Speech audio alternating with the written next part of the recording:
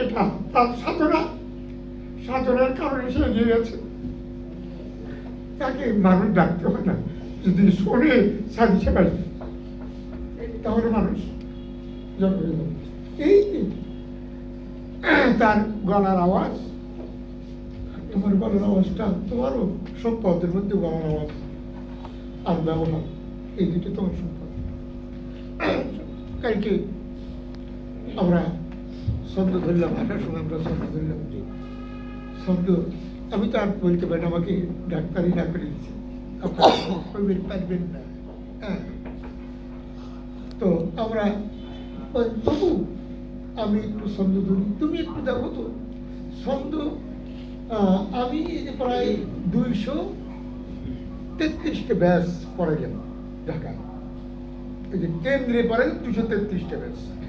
তার মধ্যে একটা ব্যাচে আমি ছন্দ শিখেছিলাম, একটা বছর ছন্দ শিখেছিলাম। ছন্দ শিখানোর পরে কিছু কিছু ছাত্রী আমার কাছে এত ভালো লাগছে, আমার জীবনে এত সুন্দর ছন্দ আর কেউ বলেনি।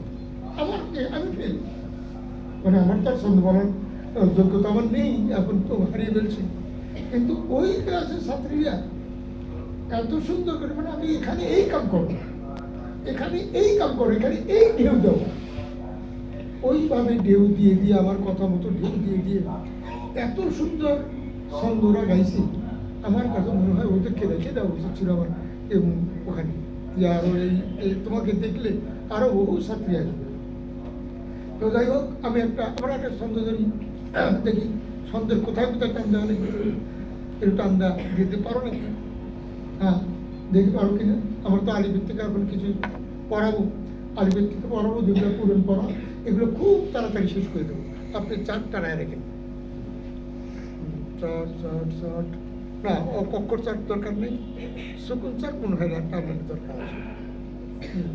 আচ্ছা, তো আমরা একটা ছন্দ থেকে আমরা চাটে চলে সমস্যার